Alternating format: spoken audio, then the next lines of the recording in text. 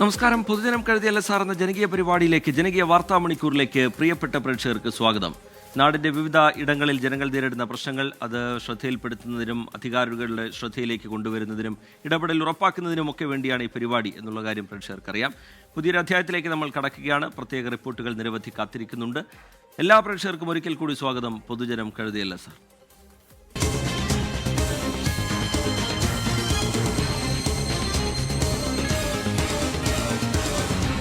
പൊതുജനം കഴുതയല്ല സാർ. കഴിഞ്ഞ കുറെ കാലങ്ങളായി നിരത്തുകളിൽ ഭീഷണിയായി മാറിയിരിക്കുകയാണ് സ്വകാര്യ ബസ്സുകളുടെ മത്സരയോട്ടം. ബസ്സുകളുടെ മത്സരയോട്ടത്തിൽ പലർക്കും ജീവൻ നഷ്ടപ്പെടുന്ന സാഹചര്യമുണ്ടായി. ദിനംപ്രതി അപകടങ്ങൾ സംബന്ധിച്ച വാർത്തകളും നമ്മുടെ വാർത്താമുറികളിലേക്ക് എത്തുന്നുണ്ടായിരുന്നു. ബസ്സുകളുടെ മത്സരയോട്ടത്തിന് തടയിടാൻ മോട്ടോർ വാഹന വകുപ്പ് തുനിഞ്ഞിറങ്ങിയിരിക്കുകയാണ്. സ്വകാര്യ ബസ്സുകളിൽ പരിശോധന കൂട്ടാനാണ് MVDയുടെ തീരുമാനം. പുതിയ പരിശോധനകളിലൂടെ നിയമലംഘനങ്ങൾ നിയന്ത്രിക്കാൻ കഴിയും എന്നാണ് അധികൃതരുടെ പ്രതീക്ഷ.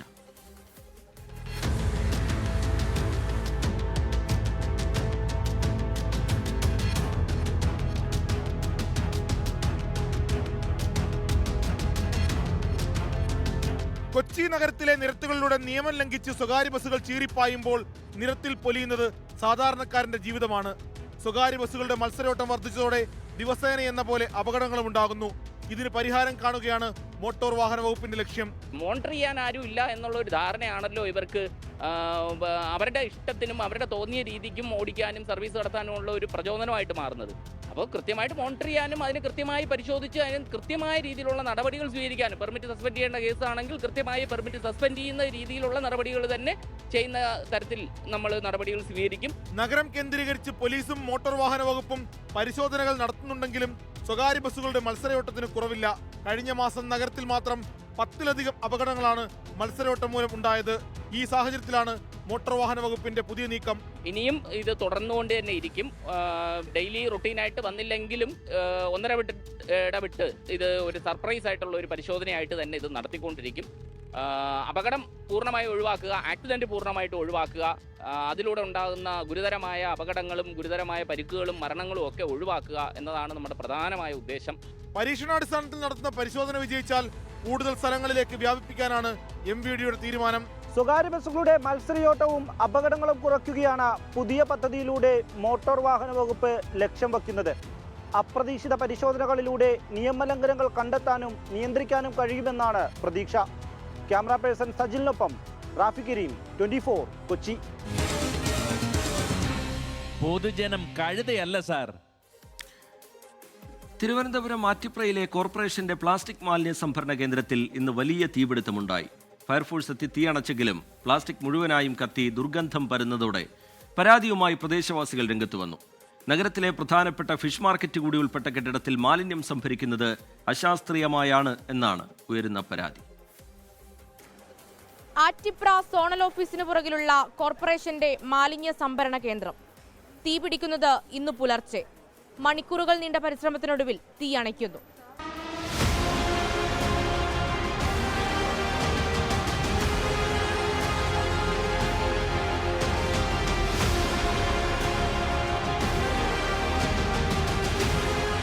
ഹരിതകർമ്മസേന പ്രദേശത്തെ 2 വാർഡുകളിൽ നിന്ന് ശേഖരിക്കുന്ന പ്ലാസ്റ്റിക് മാലിന്യങ്ങൾക്കാണ് തീപിടിച്ചത്. മണിക്കൂറുകൾ നീണ്ട പരിശ്രമത്തിനൊടുവിൽ തീയണച്ചെങ്കിലും കിലോമീറ്റർ അപ്പുറത്ത് വരെ പ്ലാസ്റ്റിക് കത്തിയ ദുർഗന്ധം പരന്നു. റഘുവിനയുടെ അടുത്തുനിന്നാണല്ലോ ഈ ഇതിൽ നിന്നുണ്ടായെന്നാണ് പറയുന്നത്. പക്ഷേ ഈ വിറക് ഇവിടെ കൊണ്ടിട്ടിട്ട് വർഷങ്ങളായി. ഇതൊന്നും മാറ്റാറില്ല. ഈ പരിസരവാസികൾക്ക് ജീവിക്കാൻ വയ്യാത്തൊരു സാഹചര്യം ഉണ്ടായത്. ഇപ്പോൾ 8 മണിയോടുകൂടി ആയിട്ടാണ് തീ പൂർണ്ണമായിട്ട് നമുക്ക് നിയന്ത്രണവിധേയമാക്കാൻ കഴിഞ്ഞിട്ടുള്ളത്. 4 മണിക്കൂറോളം പ്രവർത്തിച്ചിട്ടാണ് ഇപ്പോൾ തീ പൂർണ്ണമായിട്ടും കെടുത്തിയത്. അതേസമയം കെട്ടിടത്തിൽ മാലിന്യം സംഭരിക്കുന്നത് അശാസ്ത്രീയമായ രീതിയിലെന്നും ആരോപണമുണ്ട്. സംഭരണ കേന്ദ്രം ഇതൊരു അശാസ്ത്രീയമായ സംഭരണ കേന്ദ്രമാണ്. എന്ന് പറഞ്ഞാൽ ഈ 4 വാർഡിൽ നിന്നും മേളിലാണ് കൊണ്ടുവന്ന് ഡംപ് ചെയ്യണത്. ഇത് അതാത് വാർഡുകളിൽ ഏതെങ്കിലും സ്ഥലം, ഇവിടെ പൊതു സ്ഥലങ്ങൾ ഒരുപാടുണ്ട്, ആ പ്രദേശങ്ങളിൽ ചെയ്തു കഴിഞ്ഞാൽ ഈ ജോലിക്കാർക്ക് കൂടി വലിയ സുരക്ഷയാണ്. കെട്ടിടത്തിന് തീയിട്ടതാകാമെന്ന സംശയവും നിലനിൽക്കുന്നു. എന്നാൽ അട്ടിമറി സാധ്യത പരിശോധിക്കണമെങ്കിൽ സ്ഥാപിച്ച CCTV പ്രവർത്തിക്കുന്നില്ല. മറ്റ് സുരക്ഷാ സംവിധാനങ്ങളുമില്ല. എങ്ങനെയാണ് ഇതിന് കത്തിയതെന്ന് അറിയാൻ ഒരു മാർഗവുമില്ല. ഇതിനകത്ത് ഇലക്ട്രിക് കണക്ഷനൊന്നുമില്ല, അങ്ങനെ ഇല്ല. പിന്നെ വേറെ കത്തത്തക്ക നിലയിലുള്ളൊരു സാഹചര്യം അതിനകത്തില്ല. പ്രദേശത്തെ മത്സ്യ മാർക്കറ്റും പ്രവർത്തിക്കുന്നത് ഇതേ കെട്ടിടത്തിന്റെ താഴെ നിലയിലാണ്. തീപിടിച്ചതോടെ മത്സ്യത്തൊഴിലാളികൾ മുൻപത്തേക്കാൾ പ്രതിസന്ധിയിലായി. അടിസ്ഥാന സൗകര്യങ്ങളോടുകൂടിയ മാർക്കറ്റ് എന്നത് ഇവിടെയുള്ളവരുടെ വർഷങ്ങൾക്ക് മുന്നേയുള്ള ആവശ്യമാണ്.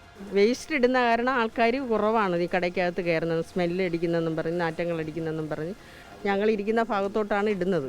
അപ്പോൾ ഞങ്ങൾ വഴക്ക് പറഞ്ഞിട്ടാണ് ഇത് കയറ്റുന്ന മുകളിലോട്ട്. അങ്ങനെ ഇവിടെ കച്ചവടമൊന്നും ഇല്ല മോള. പിന്നെ ഞങ്ങൾക്ക് വേറെ മാർഗ്ഗമില്ല ഓരോരുത്തടുത്തുമ്പോൾ. സ്ഥല സൗകര്യമുള്ള സ്ഥലമായിട്ട് കൂടി കോർപ്പറേഷന് മാർക്കറ്റിനെ കൃത്യമായ രീതിയിൽ ഉപയോഗിക്കാൻ കഴിയുന്നില്ലെന്ന വിമർശനവും നിലനിൽക്കുന്നുണ്ട്. തീപിടുത്തത്തിന് പിറകിൽ ഒരു അട്ടിമറി സാധ്യത ഇവിടെയുള്ളവർ സംശയിക്കുന്നുണ്ട്. അതുപോലെ തന്നെ കോർപ്പറേഷന് ഏറ്റവും കൂടുതൽ വരുമാനം ലഭിച്ചേക്കാവുന്ന ഈ മാർക്കറ്റിന്റെ ഗതികേടും ഇവിടെയുള്ളവർ പരാതിയായി പറയുന്നു. ക്യാമറമാൻ സിറിലിനോടൊപ്പം മേഘ്ന മുരളി, 24 തിരുവനന്തപുരം. പൊതുജനം കഴുതയല്ല സാർ. സംസ്ഥാനത്ത് പലയിടത്തും പകർച്ചവ്യാധി പടർന്നു പിടിക്കുകയാണ്. മഞ്ഞപ്പിത്ത വ്യാപനത്തെ തുടർന്ന് കൊല്ലം അഞ്ചൽ ഇടമുളയ്ക്കൽ ജവഹർ ഹൈസ്കൂൾ ഇന്ന് അടച്ചു. 20-ലധികം വിദ്യാർത്ഥികൾക്കാണ് രോഗബാധ സ്ഥിരീകരിച്ചത്. രോഗവ്യാപനത്തിന്റെ ഉറവിടം കണ്ടെത്താനാകാത്തത് ആശങ്ക വർദ്ധിപ്പിക്കുകയാണ്. ആരോഗ്യവകുപ്പ് നിരീക്ഷണം തുടരുന്നുണ്ട്. കൊല്ലം ജില്ലയിലും മസ്തിഷ്ക ജ്വരം റിപ്പോർട്ട് ചെയ്തതിന്റെ ആശങ്കയ്ക്ക് പിന്നാലെ ജില്ലയിൽ പലയിടത്തും മഞ്ഞപ്പിത്തം പടർന്നു പിടിക്കുകയാണ്. അഞ്ചൽ ഇടമുളയ്ക്കൽ ഗവൺമെന്റ് ജവഹർ ഹൈസ്കൂളിലെ 22 കുട്ടികൾക്കാണ് മഞ്ഞപ്പിത്തം റിപ്പോർട്ട് ചെയ്തിരിക്കുന്നത്. ഓണാവധിക്ക് ശേഷം സ്കൂൾ തുറക്കാനായില്ല. ദിവസേന വിദ്യാർത്ഥികൾക്ക് രോഗവ്യാപനം കൂടിക്കൊണ്ടിരിക്കുകയാണ്. സെപ്റ്റംബർ 1-നാണ് ഇടമുളയ്ക്കൽ ഗവൺമെന്റ് ജവഹർ ഹൈസ്കൂളിൽ ഒരു വിദ്യാർത്ഥിക്ക് മഞ്ഞപ്പിത്തം റിപ്പോർട്ട് ചെയ്തത്. 4-ാം തീയതിയോടെ കൂടുതൽ കുട്ടികളിൽ രോഗം സ്ഥിരീകരിച്ചു. ഇപ്പോൾ 22 വിദ്യാർത്ഥികൾ ചികിത്സയിലുണ്ട്. കൊല്ലത്തെയും തിരുവനന്തപുരത്തെയും മെഡിക്കൽ കോളേജിലും കൊല്ലത്തെ വിവിധ സർക്കാർ സ്വകാര്യ ആശുപത്രികളിലുമായാണ് വിദ്യാർത്ഥികൾ ചികിത്സ തേടിയത്. രോഗത്തിന്റെ ഉറവിടം ഇതുവരെയും കണ്ടെത്താനാകാത്തതാണ് ആശങ്ക. സ്കൂളിലെ തന്നെ കിണറിലെ വെള്ളം പരിശോധിച്ചപ്പോൾ രോഗാണുബാധ കണ്ടെത്താനായില്ല. കിണർ വെള്ളമാണ് കുടിക്കാൻ കൊടുക്കുന്നത്. അതും ചൂടാക്കിയ വെള്ളമാണ് കുട്ടികൾക്ക് കൊടുത്തുകൊണ്ടിരുന്നത്. എങ്കിലും അത് പരിശോധനയ്ക്ക് അയച്ചു. ഹരിത കേരള മിഷന്റെ സർക്കാരിൻ്റെ കീഴിൽ അഞ്ചൽ ഈസ്റ്റിലെ ലാബിൽ പരിശോധിച്ചു. അതിൻ്റെ റിപ്പോർട്ട് ഇന്നലെ ലഭിക്കുകയുണ്ടായി.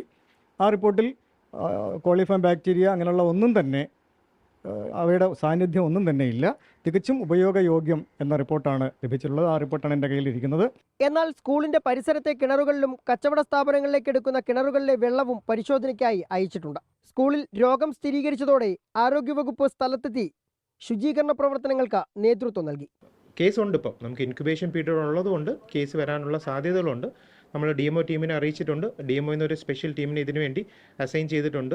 DPMനെ അറിയിച്ചു. അവരൊരു സ്പെഷ്യൽ ടീം കോർഡിനേറ്റ് ചെയ്ത് എപ്പിഡമിയോളജിസ്റ്റും ബാക്കി എല്ലാവരും കൂടെ ടീം കോർഡിനേറ്റ് ചെയ്ത് നാളെ തൊട്ട് ഇവിടെ സ്പെഷ്യൽ പ്രവർത്തനങ്ങൾ കൂടെ DMO ഉൾപ്പെടെ പ്രവർത്തനങ്ങൾ നടക്കുന്നുണ്ട്. രോഗവ്യാപനം തടയുന്നതിനായി ആരോഗ്യവകുപ്പ് നിർദ്ദേശം പുറപ്പെടുവിച്ചു. തിളപ്പിച്ചാറിയ വെള്ളം മാത്രം കുടിക്കുക.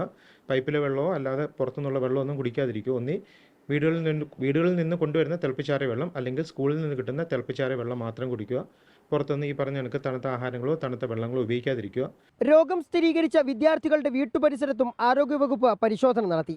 വീട്ടുപരിസരത്ത് വൃത്തിഹീനമായ സാഹചര്യങ്ങൾ ഇല്ലാതാക്കാൻ വേണ്ട നിർദ്ദേശവും നൽകി. ജില്ലാ വിദ്യാഭ്യാസ ഓഫീസറുടെ നേതൃത്വത്തിലും സ്കൂളിൽ പരിശോധന നടത്തി. രോഗവ്യാപനം കുറയുന്ന മുറയ്ക്ക് അധ്യയനം പുനരാരംഭിക്കാനാണ് തീരുമാനം. ഇപ്പോൾ സംശയിക്കപ്പെടുന്ന രോഗത്തിൻ്റെ ഉറവിടം വ്യക്തമല്ല. പബ്ലിക് ഹെൽത്ത് ലാബിൽ നിന്നുള്ള റിപ്പോർട്ട് കിട്ടിയതിന് ശേഷം മാത്രമേ, അതുപോലെ ഭക്ഷ്യ സുരക്ഷാ വകുപ്പ് സാമ്പിളുകൾ എടുത്തിട്ടുണ്ട് പുറത്തെ കടകളിൽ നിന്നൊക്കെ. അതിൻ്റെയൊക്കെ റിപ്പോർട്ട് കിട്ടിയ ശേഷം മാത്രമേ ഇതിൻ്റെ ഉറവിടം ഏത് എന്ന് വ്യക്തമാവുകയുള്ളൂ. ആരോഗ്യവകുപ്പും ഭക്ഷ്യസുരക്ഷാ വിഭാഗവും ശേഖരിച്ച സാമ്പിളുകൾ പബ്ലിക് ലാബിലേക്ക് പരിശോധനയ്ക്കായി അയച്ചിട്ടുണ്ട്. പരിശോധനാ ഫലം പുറത്തുവരുമ്പോൾ രോഗവ്യാപനത്തിന്റെ ഉറവിടം വ്യക്തമാകുമെന്നാണ് പ്രതീക്ഷ. സ്കൂളിലെ കുടിവെള്ള സ്രോതസ്സുകളിലല്ല മഞ്ഞപ്പിത്ത ബാധയ്ക്ക് കാരണമായ ബാക്ടീരിയ ഉള്ളത് എന്നാണ് ആദ്യഘട്ട പരിശോധനയിൽ തെളിഞ്ഞിരിക്കുന്നത്. ആരോഗ്യവകുപ്പും ഭക്ഷ്യസുരക്ഷാ വിഭാഗവും കൂടുതൽ സാമ്പിളുകൾ ശേഖരിച്ച വിദഗ്ധ പരിശോധനയ്ക്കായി അയച്ചിട്ടുണ്ട്. ഏതായാലും രോഗവ്യാപനം തടയേണ്ടതിൻ്റെ അനിവാര്യത വളരെ വലുതാണ്. അതുകൊണ്ട് തന്നെ വിഷയത്തിൻ്റെ ഗൗരവം കണക്കിലെടുത്ത് അടിയന്തര പ്രാധാന്യത്തോടുകൂടി ഈ വിഷയത്തിന് പരിഹാരം കാണുക തന്നെ വേണം. ക്യാമറമാൻ രാജ്കിരണിനൊപ്പം സുജിത് സുരേന്ദ്രൻ, 24 കൊട്ടാരക്കര. പൊതുജനം കഴുതയല്ല സാർ. ഏറ്റവും ഒടുവിലായി പുറത്തുവരുന്നൊരു വിവരം കൂടി പ്രേക്ഷകരെ അറിയിക്കാം. അത് കോഴിക്കോട്ടെ വിജിൽ തിരോധാന കേസുമായി ബന്ധപ്പെട്ടാണ്. ഇന്നത്തെ തിരച്ചിൽ അവസാനിപ്പിച്ചിട്ടുണ്ട്. സരോവരത്തെ ചതുപ്പിലാണ് തിരച്ചിൽ നടക്കുന്നത്. നിർണായക തെളിവുകൾ ലഭിക്കും എന്ന പ്രതീക്ഷയോടുകൂടി അന്വേഷണ സംഘം തിരച്ചിൽ നടത്തുന്നത്. ഇന്നത്തെ തിരച്ചിൽ അവസാനിപ്പിച്ചിട്ടുണ്ട്. നാളെ രാവിലെ 7:30 തിരച്ചിൽ പുനരാരംഭിക്കും എന്നാണ് അന്വേഷണ സംഘം അറിയിച്ചിരിക്കുന്നത്. പ്രതികളുടെ കസ്റ്റഡി കാലാവധി നാളെ അവസാനിക്കുകയാണ് എന്ന പ്രത്യേകത കൂടിയുണ്ട്. ഇനി മറ്റൊരു റിപ്പോർട്ടിലേക്കാണ്. റോഡിലെ വെള്ളക്കെട്ട് നാട്ടുകാർക്ക് ദുരിതമാകുന്ന വാർത്തയാണ് ഇനി പങ്കുവെക്കാനുള്ളത്. കോഴിക്കോട് പന്തീരങ്കാവിന് സമീപം അത്താണി പനമരത്താണ് വെള്ളക്കെട്ട്. പ്രശ്നം പരിഹരിക്കാൻ ഇടപെടലുണ്ടായില്ലെങ്കിൽ വലിയ പ്രക്ഷോഭത്തിലേക്ക് കടക്കും എന്നാണ് പ്രദേശവാസികൾ പറയുന്നത്. നിരന്തരമായി ഈ വിഷയം അധികൃതരുടെ ശ്രദ്ധയിലേക്ക് പെടുത്തി, പക്ഷേ യാതൊരു തരത്തിലുള്ള ഇടപെടൽ ഉണ്ടായില്ല എന്നും പ്രദേശവാസികൾ കുറ്റപ്പെടുത്തുന്നുണ്ട്. മഴയാണെങ്കിലും വെയിലാണെങ്കിലും അത്താണി പനമരത്ത് റോഡിൽ വെള്ളക്കെട്ടാണ്.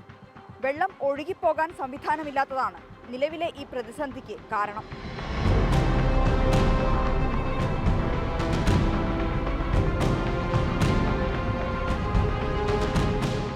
വെള്ളക്കെട്ട് മാത്രമല്ല ഈ റോഡിന്റെ പ്രശ്നം.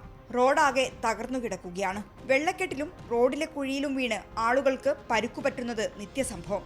ഇരുചക്ര വാഹനങ്ങളാണ് അപകടത്തിൽപ്പെടുന്നത്. വാഹനങ്ങൾ കുഴിയിൽ ചാടുമ്പോൾ വെള്ളം തെറിച്ച് കാൽനടയാത്രക്കാരും വാഹനയാത്രക്കാരും തമ്മിൽ തർക്കം പതിവ്. കുഴിയുള്ളത് അറിയാതെ എത്തുന്നവർക്കും അപകടമുണ്ടാകുന്നു. ഈ റോഡിന്റെ നിലവിലുള്ള ശോചനീയമായ അവസ്ഥയാണ്. നാട്ടുകാർക്ക് ഈ ഹൈവേ വന്നതിന് ശേഷം വളരെയധികം ദുരിതമാണ്. ഇത് ചെറിയ മഴക്ക് കെട്ടിക്കിടക്കുന്ന വെള്ളമാണത്. ഇത് വാഹനങ്ങൾ അങ്ങോട്ട് കടന്നു പോകാൻ പറ്റില്ല. എത്രയോ സ്ത്രീകളും കുട്ടികളൊക്കെ വീണ് എല്ല് പൊട്ടിയ ആൾക്കാരൊക്കെ ഉണ്ട്. ഇതിന് നേരെ 100 വീട്ടുകാരുണ്ട്. ഈ ഒരു മഴയിൽ പോയാൽ എല്ലാ വീട്ടിലും വെള്ളം കയറും. ഇത് വളരെ മോശമായ ഭാഗത്തു നിന്നൊക്കെ ഒഴുകി വരുന്ന വെള്ളമാണ്. റോഡിൽ നിറയുന്ന വെള്ളം ഒഴുകിപ്പോകാൻ നിലവിൽ സംവിധാനമില്ല. ദേശീയപാതയ്ക്ക് കുറുകെ നിർമ്മിച്ച കൾവേർട്ടിലേക്കുള്ള വഴികളെല്ലാം അടഞ്ഞതോടെ ഏത് സമയവും റോഡിൽ വെള്ളക്കെട്ട് തന്നെയാണ്.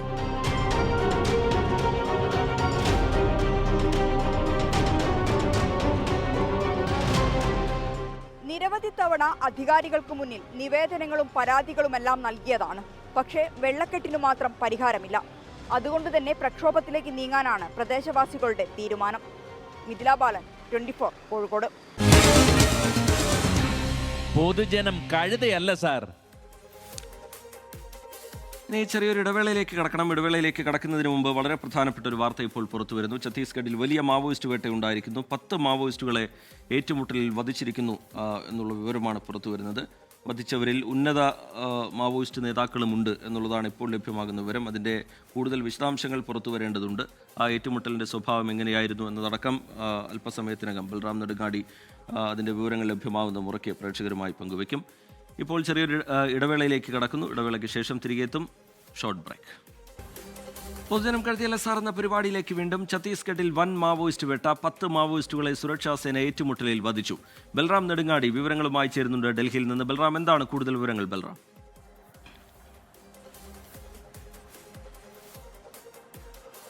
റിജിത്ത്, ഇന്ന് ഛത്തീസ്ഗഡിൽ നടന്ന ഏറ്റുമുട്ടലിലാണ് 10 മാവോയിസ്റ്റുകളെ സുരക്ഷാ സേന വധിച്ചിരിക്കുന്നത്. രഹസ്യ വിവരത്തിന്റെ അടിസ്ഥാനത്തിൽ സുരക്ഷാ സേന നടത്തിയ തെരച്ചിലിനിടെയാണ് ഈ വൻ മാവോയിസ്റ്റ് വേട്ട നടന്നിരിക്കുന്നത്. അതിൽ വധിക്കപ്പെട്ടവരിൽ മാവോയിസ്റ്റുകളുടെ മുതിർന്ന നേതാക്കളും ഉൾപ്പെടുന്നു എന്നാണ് പുറത്തുവരുന്ന വിവരം.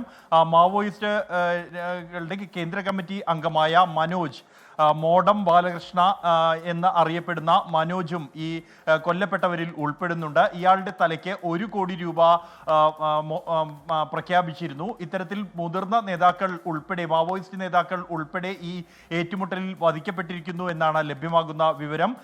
STF-ഉം ഒപ്പം തന്നെ കോബ്ര വിഭാഗവും സംയുക്തമായാണ് ഈ മാവോയിസ്റ്റ് വിരുദ്ധ ഓപ്പറേഷൻ നടത്തിയത്. അതിനിടെയാണ് ഇത്തരത്തിൽ വലിയൊരു സംഘം മാവോയിസ്റ്റുകളുമായി ഏറ്റുമുട്ടൽ ഉണ്ടാവുകയും ഈ ഏറ്റുമുട്ടലിൽ മുതിർന്ന മാവോയിസ്റ്റുകളെ ഉൾപ്പെടെ വധിക്കുകയും ചെയ്തിരിക്കുന്നത്. ഗരിയാബന്ദ് ജില്ലയിലാണ് ഈ ഏറ്റുമുട്ടൽ നടന്നിരിക്കുന്നത്. വനമേഖലയിലുണ്ടായ ഏറ്റുമുട്ടലിലാണ് മാവോയിസ്റ്റുകളെ വധിച്ചത് എന്നാണ് ഛത്തീസ്ഗഡ് പോലീസിൽ നിന്നും പ്രാഥമികമായി ലഭിക്കുന്ന വിവരം. ശരി, ബൽറാം നെടുങ്ങാടി വിശദാംശങ്ങൾ പങ്കുവയ്ക്കുകയായിരുന്നു. ഛത്തീസ്ഗഡിൽ വൻ മാവോയിസ്റ്റ് വേട്ട, 10 മാവോയിസ്റ്റുകളെ വധിച്ചു. കോഴിക്കോട് ഫറൂഖ് കോളേജ് ചുങ്കം റോഡിലെ ക്വാർട്ടേഴ്സിൽ കയറി ലാപ്ടോപ്പ് മോഷ്ടിച്ച പ്രതി പിടിയിലായി. കൊടുവള്ളി കിഴക്കോത്ത് സ്വദേശി മൻസൂഖ് ഫാനൂഖാണ് അറസ്റ്റിലായത്.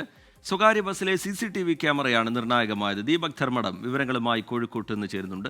എന്താണ് ദീപക് വിവരങ്ങൾ? ഈ സ്വകാര്യ ബസ്സിലെ CCTV ക്യാമറ എങ്ങനെയാണ് അന്വേഷണത്തിൽ നിർണായകമായി മാറിയത്? പോലീസ് എന്താണ് വിശദീകരിക്കുന്നത്? ദീപക്. റീജിത്ത്, 59,000 രൂപ വിലയുള്ള ഒരു ലാപ്ടോപ്പാണ് മോഷണം പോയത്. ഇത് മോഷണം പോയി ഇതിന് ഒരു തുമ്പ് കിട്ടാതെ അന്വേഷണ സംഘം പ്രദേശത്തെ CCTVകളെല്ലാം പരിശോധിച്ചിട്ടും തുമ്പ് കിട്ടാതെ പോകുന്നു. ആ ഘട്ടത്തിലാണ് പോലീസിന് ഈ മോഷണം നടന്ന സമയത്ത് അതിലൂടെ പോയിരുന്ന ഒരു വാഹനത്തിൻ്റെ CCTV, അതായത് ഒരു ബസ്സിൻ്റെ CCTV ദൃശ്യം ശ്രദ്ധയിൽപ്പെടുന്നത്. അങ്ങനെ ബസ്സിൻ്റെ CCTV ദൃശ്യം ശേഖരിക്കുന്നു. അതിൽ നിന്നും കൃത്യമായി മോഷണത്തിൻ്റെ ദൃശ്യങ്ങൾ ലഭിക്കുന്നു. അങ്ങനെയാണ് നമുക്ക് ആ ദൃശ്യങ്ങളിൽ ഇപ്പോൾ സ്ക്രീനിൽ കാണുന്നത് ഈ ബസ്സിൻ്റെ പുറകുവശത്തുള്ള CCTV ദൃശ്യങ്ങളാണ്. മുൻവശത്തെയും CCTV ദൃശ്യങ്ങൾ എടുത്തിരുന്നു. ഇതിൽ കൃത്യമായി പ്രതിയുടെ മോഷണ ശ്രമം, അതുപോലെ മോഷണം നടത്തുന്നത്, ഇതെല്ലാം തന്നെ കൃത്യമായി ദൃശ്യങ്ങൾ കിട്ടി. അങ്ങനെയാണ് പോലീസ് അറസ്റ്റിലേക്ക് കടന്നത്. അതിനുശേഷമുള്ള ചോദ്യം ചെയ്യലിലാണ് ഇയാൾ വിവിധ സ്റ്റേഷനുകളിൽ സമാനമായ സ്വഭാവത്തിലുള്ള മറ്റു കുറ്റകൃത്യങ്ങളിൽ പങ്കാളി ആയിരുന്നു എന്നുള്ളത് കൂടി കണ്ടെത്തിയത്. അതായത് സാധാരണഗതിയിൽ ഈ സ്ഥാപനങ്ങളുടെ CCTV ദൃശ്യങ്ങളാണ് പോലീസ് തെളിവായി സ്വീകരിക്കാറുള്ളത്. പക്ഷേ എന്നാൽ ഇതിൽ ഫറൂഖ് ACPയുടെയും അതുപോലെ തന്നെ ഫറൂഖിലെ സ്ക്വാഡിൻ്റെയും നേതൃത്വത്തിലാണ് ഈ കേസ് അന്വേഷിച്ചത്. അതിൽ നിർണായകമായ ഈ ബസ്സിൻ്റെ CCTV കൂടി കേസിൽ തെളിവായി വന്നു എന്നുള്ളതാണ് ഇതിൽ നിർണായകമായത്. ശ്രീജിത്ത്. ശരി, ദീപക് ധർമ്മടം കോഴിക്കോട്ട് നിന്ന് വിശദാംശങ്ങൾ പങ്കുവയ്ക്കുകയായിരുന്നു. മറ്റൊരു പ്രധാനപ്പെട്ട വാർത്ത കൂടി ഇപ്പോൾ പുറത്തു വരുന്നുണ്ട്.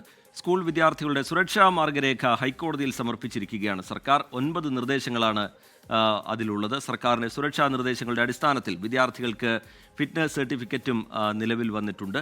സുരക്ഷാ മാർഗനിർദ്ദേശങ്ങളുടെ പകർപ്പ് 24-ന് ലഭ്യമായിട്ടുണ്ട്. 24 ബ്രേക്കിംഗ്. വിഷ്ണു സുരേഷ് വിവരങ്ങളുമായി കൊച്ചിയിൽ നിന്ന് ചേരുകയാണ്. വിഷ്ണു, എന്താണ് ഈ മാർഗനിർദ്ദേശങ്ങളുടെ ഉള്ളടക്കം എന്താണ്? വിഷ്ണു. 2019 സുൽത്താൻ ബത്തേരിയിൽ ഒരു ക്ലാസ് റൂമിൽ 9ാം ക്ലാസ്സുകാരി പാമ്പ് കടിയേറ്റ് മരിച്ചൊരു സംഭവം ഉണ്ടായിരുന്നു. അതിന് പിന്നാലെയാണ് സ്കൂൾ സുരക്ഷയുമായി ബന്ധപ്പെട്ട് സ്വമേധയാ ഹൈക്കോടതി ഒരു കേസ് എടുത്തത്.